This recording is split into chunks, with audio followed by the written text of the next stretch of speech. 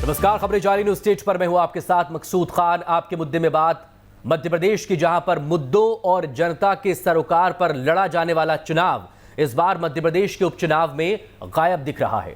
नेता एक दूसरे पर जमकर बयानबाजी कर रहे हैं, बदजुबानी भी कर रहे हैं। बेरोजगारी, किसान, विकास और कानून व्यवस्था जैसे इन तमाम मुद्दों की बजाय गद्दार, खुददार, बिकाऊ, टिकाऊ, देशद्रोही, देश प्रेमी, नालायक, लायक, चुन्नू मुन्नू, बाहरी भीतरी, ऐसे तमाम बयान सुनने को मिल रहे हैं। लेकिन इन बयानों के अलग लगातार जो वीडियो सामने आ रहे हैं उसमें रुपए बांटने की, नोटों की जब्ती की, इसकी भी एंट्री हो गई है। हालांकि पार्टियां चुनाव के वक्त वादों की लंबी फहरिस्त तो जारी कर रही है, लेकिन जब नेताजी मंच पर माइक संभालने जाते हैं तो जनता की भीड़ को देखकर कुछ ज्यादा ही जोश में आ जाते हैं। उनके लिए मुद्दों से ज्यादा विरोधियों को नीचा कैसे दिखाया जाए, इसकी शायद होड़ लगी है। इन तमाम मुद्दों पर हम चर्चा करेंगे। उपचुनाव 28 सीटों के लिए और ये इसके नतीजे जो 10 नवंबर को आएंगे, वोटिंग तो हालांकि 3 नवंबर को ही हो जाएगी, वो तय करेंगे मध्य प्रदेश के आने वाले कल को, मध्य प्रदेश के विकास की दिशा को और मध्य प्रदेश के सरकार के भविष्य को भी। जाहिर है, जब मध्य प्रदेश की बात हो रही है तो इस सब के बीच उपचुनावों में मध्य प्रदेश में लोगों की बात क्यों नहीं हो रही, लोगों से जुड़े हुए मुद्दों की बात क्यों नहीं रही है, चाहे वो बेरोजगारी हो, शिक्षा हो, स्वास्थ्य हो या फिर कोई और तमाम अहम मुद्दे हो लोगों से जुड़े हुए, चाहे वो किसानी क्यों ना हो। तमाम खास लोग इस पर हमारे साथ बने हुए बात करने के लिए वरिष्ठ पत्रकार, राजनीतिक विश्लेषक शिव अनुराग पटेरिया जी आज हमारे साथ मौजूद हैं।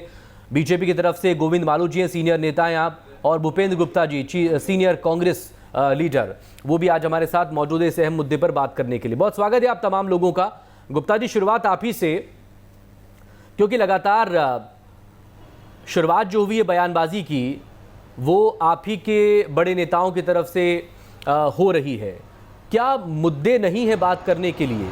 आपने 15 महीनों का जो काम किया है, या सवाल पूछने के लिए कि पिछले 7-8 महीनों में इस मौजूदा सरकार ने क्या किया, या फिर उससे पहले 15 साल में उसने क्या किया था? मुद्दों पर क्यों राजनेता मंच पर जाने के बाद बात नहीं कर रहे हैं?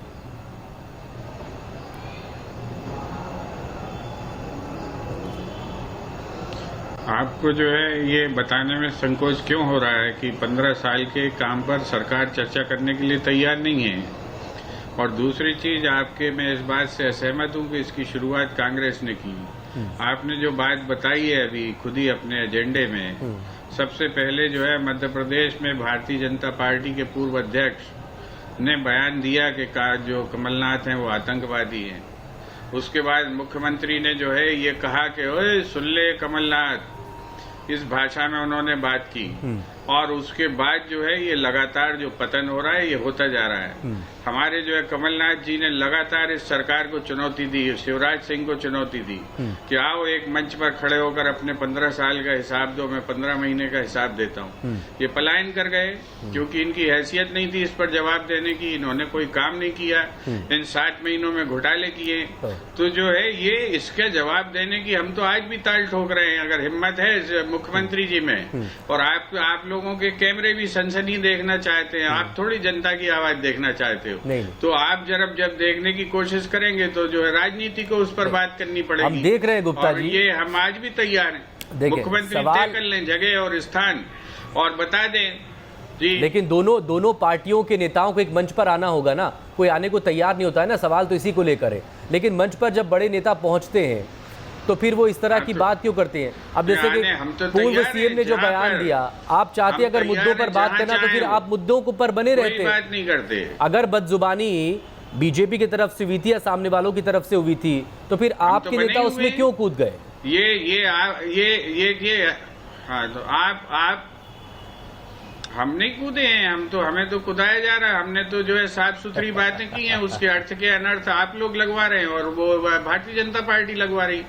हमने तो कोई शब्द ऐसा कहा नहीं है, और उस शब्द पर हमने तो मांग की मुख्यमंत्री से कि अगर जो हमारे कमलनाथ जी ने जो शब्द बोला है अगर वो असम्मानजनक है और असंसदीय है तो मध्य प्रदेश सरकार अपने शासकीय कार्यों में उसको वर्जित कर दे, प्रतिबंधित कर दे उस शब्द को, और मांग करे कि इस शब्द को उससे हटाया जाए। हम तो इस पर भी तैयार हैं, लेकिन तो सवाल जवाब देना है। कि झूठ और पाखंड और ढोंग की राजनीति करने वाले लोग जो है ये इसी तरह इशू बनाते हैं। लेकिन ठीक है गुप्ता जी, आप प्लीज हमारे साथ बने रहिएगा। देखिए जब कोई सवाल करता है ना की तरफ से सच तो बोलना पड़ेगा, तो उससे सवाल करना और आरोप लगाना बहुत आसान होता है, लेकिन हमारी कोशिश यही होती है कि अगर खुद नेता किसी बात को कुछ कह रहा है तो उसे हम वैसा का वैसा ही रखते हैं। आप दे रहे हैं इसलिए मैं आपसे बात कर रहा हूँ। आपको चैनल की तरह से निष्कर्ष नहीं देना चाहिए। नहीं, अब निष्कर्ष पर नहीं पहुंच रहे, हम तो वही सवाल कर रहे हैं। बात उठा रहा हूँ। आप जो है अगर सिर्फ सवाल करें तो मैं कभी बात नहीं करूंगा। आपने कहा कि हमने शुरुआत की, आपने किस आधार पे ये कहा? लेकिन ये जो सबसे ज्यादा आधार पे आपने, तो फिर आप ये भूल जाते हैं ना, आपको गिना दी कहें तो तारीख। जब नंद कुमार सिंह चौहान ने पूर्व सीएम के लिए जिस शब्द का इस्तेमाल किया तो सबसे पहले हमने उसको दिखाया था, हमें याद और हमने उस पर आपके मुद्दे में चर्चा भी की थी।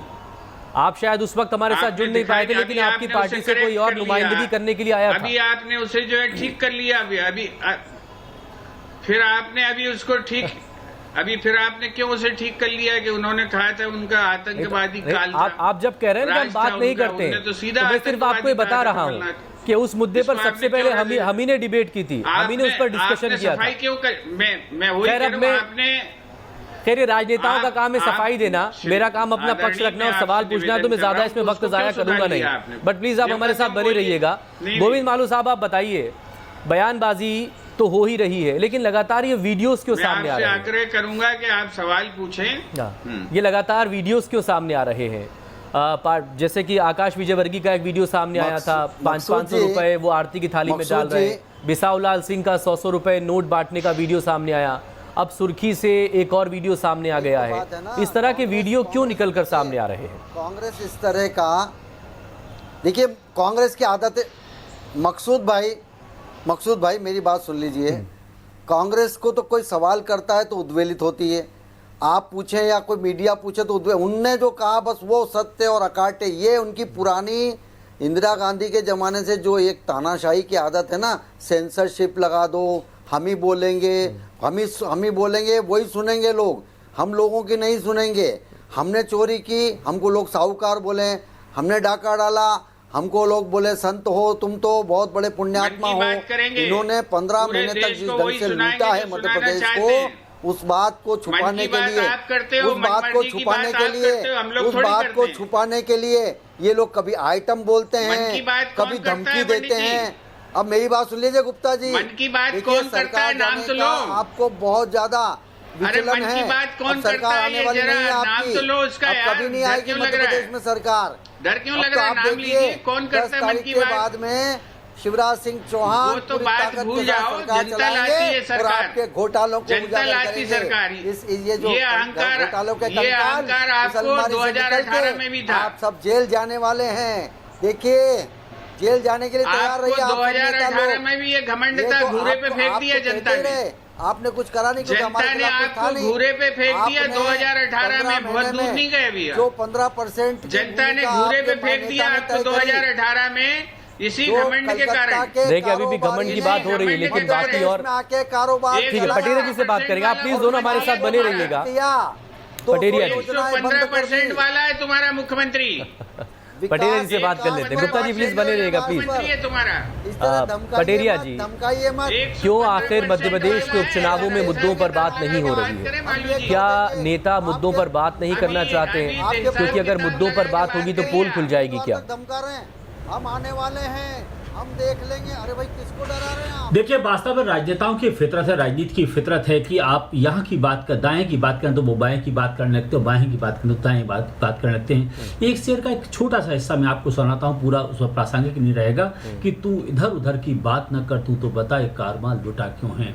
दरअसल अगर दुर्दशा हुई है तो भाजपा को भी बताना चाहिए और कांग्रेस को भी बताना चाहिए। दिक्कत ये बताने में किसी को संकोच, तो अगर 15 साल में कोई काम नहीं हुए हैं तो वो जो कारबान लुटा है वो भाजपा को बताना चाहिए, क्योंकि कांग्रेस की तरफ सवाल है। और कांग्रेस के ज़माने में अगर कारबान लुटा है तो कांग्रेस को भी बताना चाहिए। सबसे बड़ी दिक्कत ये है कि जब आपकी तरह बात होती है तो हम सारा राजा हरिश्चंद्र बन के बात करते हैं, और जब आपकी खुद की बात होती है तो आप में इफ़ और बट चालू हो जाते हैं। सबसे बड़ी दिक्कत ये है, आपका एजेंडा क्या है, आप किस प्लेटफॉर्म पे सारी चीज़ों को ले जाना चाहते हैं। राजनीति में काले धोले सब एक जैसे हो गए हैं। सबसे बड़ी बात है कि अपशब्दों के का जो प्रहार है, अगर किसी एक ने किया तो क्या दूसरा वो करके उसको मुक्त हो जाएगा? या तेरे कमीज पर कालिख है तो मेरे कमीज पर कालिख है तो मैं तुम्हारी कमीज पर कालिख लगा दूंगा।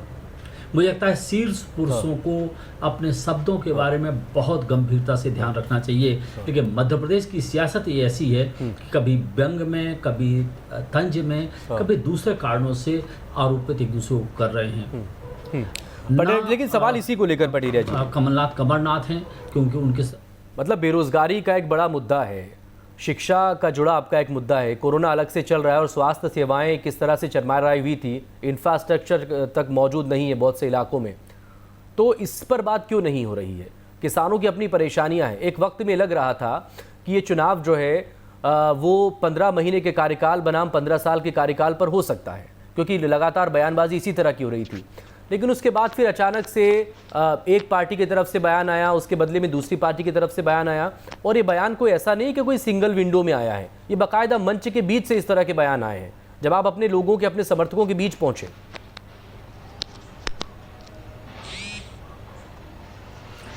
सबसे बड़ी दिक्कत यही है कि आप सार्वजनिक तौर पर बयान देते हैं, सार्वजनिक तौर पर एक दूसरे को लांछित करते हैं, लेकिन इसके बावजूद भी अपने आप को पाक साफ बताते हैं। क्या एक महिला आइटम हो सकती है? हमारे मित्र भूपेंद्र जी तकनीकी इंजीनियर हैं, बहुत ही बड़े प्रतिष्ठान से पढ़े लिखे हैं, लेकिन वो आइटम में और एक आइटम में फ़र्क होता है। लड़कियों को जिस तरह, चलो मैं कह देता हूँ, लड़कियों को जिस तरह सुरक्षा भाषा में आइटम में माल कई बार लोग कहते हैं, वही भाषा का उपयोग अगर एक बड़ा आदमी करता है तो मुझे बहुत अफसोस होता है। एक पूर्व मुख्यमंत्री के लिए आप कमरनाथ कहते हैं तब भी मुझे अफसोस होता है। देख, ये ठीक है, वो एक अलग संस्कृति में पढ़े लिखे हैं और दिल्ली की राजनीति करते रहे हैं। तो जब जैकलिन फर्नांडिस और कोई एक फिल्म अभिनेता आए थे तो दोनों ने फोटो सेशन किया था, उसमें कमलनाथ प्रस्तुत हो रहे थे। अब कांग्रेस और भाजपा एक दूसरे से ये क्यों साबित करना चाहते हैं कि हम दोनों आरोप लगाने में माहिर हैं और हम कुछ भी आरोप लगाएंगे? हुजूर, अगर आरोप लगाना है तो शिक्षा पे लगाइए कि शिक्षा 15 साल में कैसे थी और 15 महीने में हमने बहुत बेहतर कर दी। चलिए हुजूर, आपकी स्वास्थ्य व्यवस्था बहुत खराब थी, हमने 15 महीने में बहुत अच्छी कर दी। मध्य प्रदेश की लॉ एंड ऑर्डर की सिचुएशन बहुत ही खराब थी, हमने 15 महीने में बहुत अच्छी कर दी। यानी कि मुद्दों पर बात नहीं रहा। भूपेंद्र सिंह जी से, भूपेंद्र गुप्ता जी से हम जब सवाल कर रहे हैं, वो कह रहे हैं कि भाई बीजेपी जो है मुद्दों पर बात नहीं करना चाहती है, तो ये तो आपकी जिम्मेदारी होगी कि आप मुद्दों पर बनाए रखें। भाई विपक्ष का ही तो ये काम होता है। पैटर्न ऑफ डेमोक्रेसी में हम नहीं हैं। हाँ, कि मुद्दों पर वो बात करें। भूपेंद्र गुप्ता जी, एक मिनट आपसे समय लूंगा। अमेरिकन पैटर्न ऑफ डेमोक्रेसी में आप नहीं हैं। अमेरिका में प्रेसिडेंट डिबेट होती है, हिंदुस्तान में फाइनल डिबेट की बात हो चुकी जो बाइडेन और डोनाल्ड ट्रंप के बीच में, लेकिन लगातार इस तरह की बातें होती है हमारे यहाँ भी कि एक प्रेसिडेंशियल डिबेट हो जाए, लेकिन वो होती नहीं है, चाहे केंद्रों की हो या राज्यों की हो, क्योंकि हमारा सिस्टम भी वैसा है नहीं। अब बैक, हाँ मालू जी, मैं आ रहा हूँ। गुप्ता जी से मेरा सवाल है। गुप्ता जी, आप अगर ये कह रहे हैं कि आप मुद्दों पर बात करना चाहते हैं, लेकिन बीजेपी नहीं आ रही है, ना मुख्यमंत्री आ रहा है, ना कोई और बड़ा नेता आ रहा है मंच पर अपने किए गए कामों का हिसाब देने के लिए, लेकिन आप मुद्दों को छोड़ क्यों रहे हैं? आप मुद्दों को पकड़े रखिए।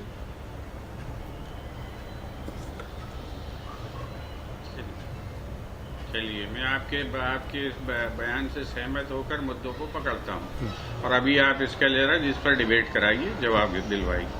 2018 में भारतीय जनता पार्टी ने जिस चुनाव में इनको जो है जनता ने बाहर कर दिया सत्ता से, उसमें इनने वादा किया था कि ये 10 लाख लोगों को नौकरियां देंगे हर साल।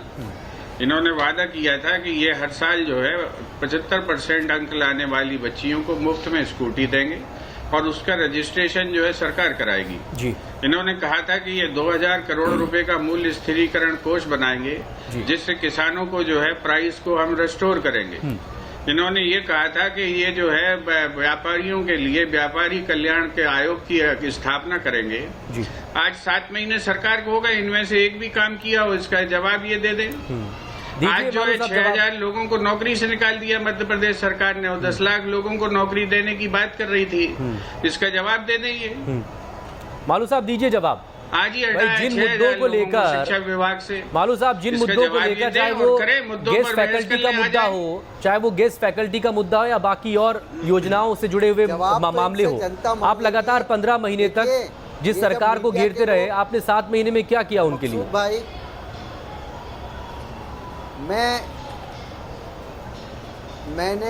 मैंने कहा कि इन्होंने जो ये अटाला और कबाड़ा छोड़ा था मध्य प्रदेश में, और जिस तरह कोरोना की दस्तक हो गई थी, और उसके बाद ये सोए थे और इनके मुख्यमंत्री और बड़े गलभैया डाल अभी जवाब दे मुद्दों पर। अभी जो है ये बहस, अब आप देखें कैसी बहस करवा रहे हैं आप।